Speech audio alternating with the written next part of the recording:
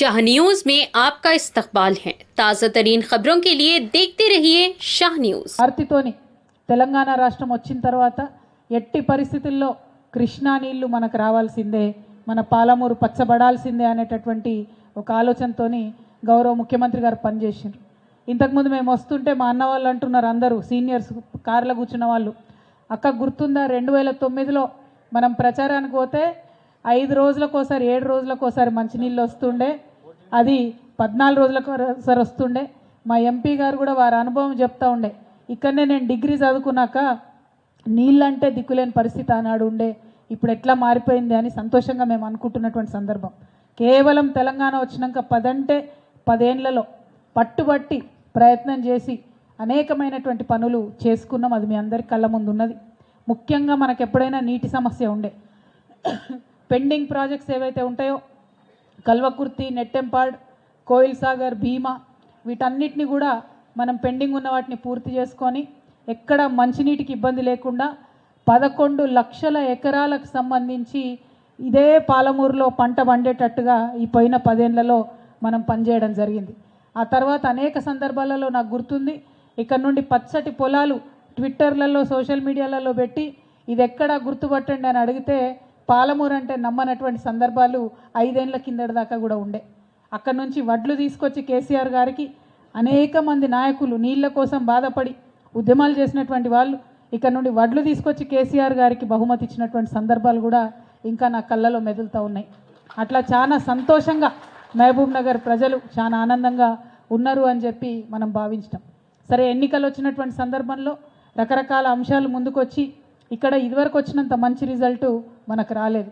అయినప్పటికీ ఇక్కడ ఉండేటటువంటి బీఆర్ఎస్ పార్టీ కార్యకర్తలకు, నాయకులకు నేను కోరుతా ఉన్నాను, మనం ఉద్యమంలో నుంచి వచ్చినటువంటి వాళ్ళం, ఒక్క అడుగు వెనుకకు పడితే 10 అడుగులు ముందుకు లంఘించేటటువంటి శక్తి ఉన్నటువంటి వాళ్ళం. భయపడాల్సిన అవసరం లేదు. ఇప్పుడు వచ్చినటువంటి రిజల్ట్ని చూసుకోవాలి, అనలైజ్ చేసుకోవాలి, విశ్లేషించుకోవాలి, అర్థం చేసుకోవాలి, ఎక్కడ తప్పు జరిగింది, ప్రజల ప్రేమను ఎక్కడ కోల్పోయినామన్న విషయాన్ని అవగాహన వేసుకోవాలి, పట్టు పట్టాలి, కొట్లాడాలి, మళ్ళా పోయిన కాడనే తిరిగి సంపాదించుకోవాలి. అందులో వెనుకకు పోయేది లేదు, గుండె ధైర్యం కోల్పోవాల్సినటువంటి అవసరం అసలుకే లేదు.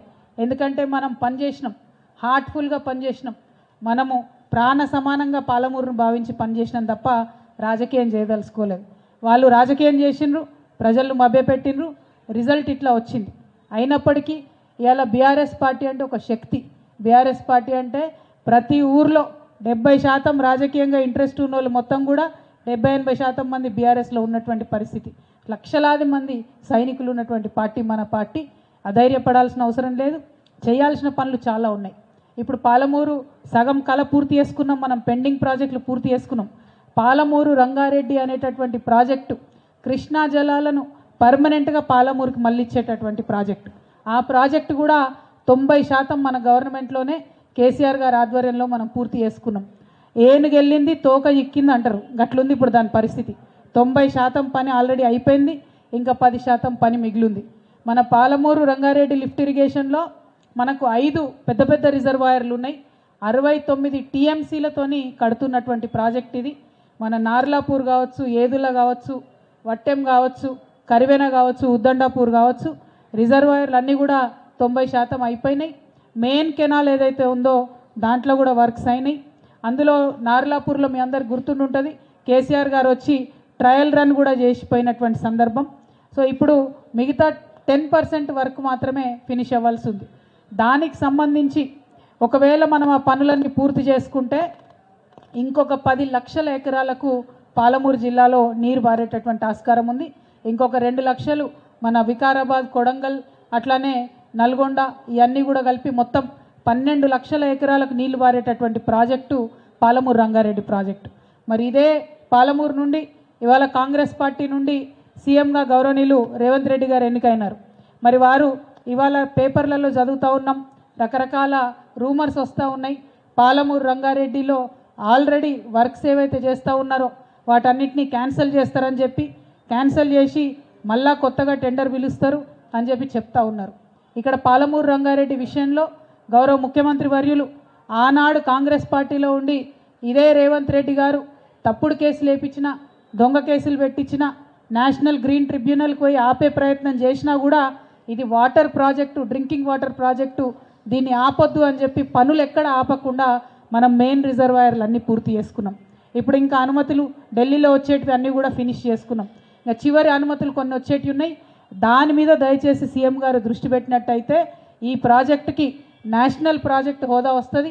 ఈ అనుమతులన్నీ కూడా పూర్తయిపోయి ప్రాజెక్ట్ ల్యాండ్ అయ్యేటటువంటి స్కోప్ ఉంటుంది. కాబట్టి రేవంత్ రెడ్డి గారికి బీఆర్ఎస్ పార్టీ తరఫున, పాలమూరు ప్రజల తరఫున నేను రిక్వెస్ట్ చేస్తున్నది ఒకటే, ఇప్పుడు జరిగేటటువంటి పనులను మళ్ళా క్యాన్సిల్ చేస్తే మళ్ళా మొత్తం చేయాలి అని చెప్పి మళ్ళా రీటెండర్ చేయాలని చెప్తే దాంతో ఇంకొక 2 పంటలకు పాలమూరు ప్రజలకు, పాలమూరు రైతులకు నీళ్లు రావడం ఆగిపోతుంది. త్వరితగతిన ఈ పనులన్నీ పూర్తి చేసుకుంటే ఇమీడియట్గా వచ్చే వర్షాకాలంలో చాలా చోట్ల నీళ్ళు ఇచ్చేటటువంటి ఆస్కారం ఉంటుంది. కాబట్టి ఇంకా డీలే చేయకుండా ఈ ప్రాజెక్ట్ని ఏదో మళ్ళీ క్యాన్సిల్ చేసి టెండర్లు కాల్ఫర్ చేస్తామని చెప్తా ఉన్నారు. మరి దీని వెనుక మతలబ్ ఏందన్నది సీఎం గారు అందరికి కూడా నిజంగా ఎక్స్ప్లెయిన్ చేయాల్సినటువంటి సందర్భం. ఎందుకోసం అడుగుతూ ఉన్నామంటే, గౌరవ కేసీఆర్ గారు ప్రాణహిత చేవెళ్ళ ప్రాజెక్ట్ని రీడిజైన్ చేస్తున్నామంటే రకరకాలుగా మాట్లాడిరు. ఏం చేస్తున్నారు, ఏం సంగతి అని. రీడిజైన్ చేసి ఎక్కువ ఎకరాలకు ఎక్కువ ఆయకట్టును మనం కవర్ చేయడానికి నీళ్ళు ఆనాడు ఇచ్చినాం. మరి ఇవాళ మేము పేపర్లలో చదువుతున్నది నిజమే అయితే పాలమూరు రంగారెడ్డి ఇప్పుడున్నటువంటి పనులను మీరు రద్దు చేసే మాట నిజమే అయితే మరి ఎందుకోసం చేస్తున్నారన్న విషయాన్ని కూడా ప్రజల ముందు చెప్పాలి. అసెంబ్లీలో కూడా పవర్ పాయింట్ ప్రజెంటేషన్ ఇవ్వాలి. ఎందుకంటే డిజైన్ చేంజ్ అయినప్పుడు, మనకు ఆయకట్టు పెంచినప్పుడు, ఇబ్బంది లేనప్పుడు ఎందుకోసం టెండర్స్ క్యాన్సిల్ చేస్తూ ఉన్నాం. దానివల్ల జరిగేది ఏంది, ఇంకో 2 సీజన్లు పంట రాకుండా రైతులకు నష్టం జరుగుతుంది. దీని బదులు దృష్టి పెట్టి ఢిల్లీలో మిగతా రావాల్సినటువంటి అనుమతులు తెచ్చుకొని అట్లానే నేషనల్ ప్రాజెక్ట్ హోదాని పాలమూరు రంగారెడ్డికి తెచ్చుకున్నట్టయితే బాగుంటుంది. రేవంత్ రెడ్డి గారు ఒక మాట అన్నారు నిన్న మొన్న ఇంటర్వ్యూ ఇచ్చుకుంటా. ఏమని, మోడీ గారితో సత్సంబంధాలు లేవు కాబట్టి కేసీఆర్ గారికి ప్రాజెక్టుకు మనకు అన్నీ కూడా అనుమతులు రాలేదని మాట్లాడారు. మరి మీరు సత్సంబంధాలు పెట్టుకోండి, ఎవరు వద్దన్నారు? మీరు కొట్లాడండి, కేంద్ర ప్రభుత్వంతో కొట్లాడి మిగతా అనుమతులు తీసుకురండి, నేషనల్ ప్రాజెక్ట్ హోదా తీసుకురండి, శ్రద్ధ దాని మీద పెట్టండి. రైతులకు బెనిఫిట్ అయ్యేలాగా, పాలమూరు ప్రజలకు బెనిఫిట్ అయ్యేలాగా శ్రద్ధ దాని మీద పెట్టాలని చెప్పి నేను ఇవాళ ఇప్పుడున్నటువంటి ప్రభుత్వాన్ని, ఇప్పుడున్నటువంటి ముఖ్యమంత్రి గారిని మేము డిమాండ్ చేస్తూ ఉన్నాం. అదేవిధంగా అనేకమైనటువంటి అంశాలు మాట్లాడడం జరిగింది వారు ప్రతిపక్షంలో ఉన్నప్పుడు. ఈ పర్టికులర్ ప్రాజెక్టుకి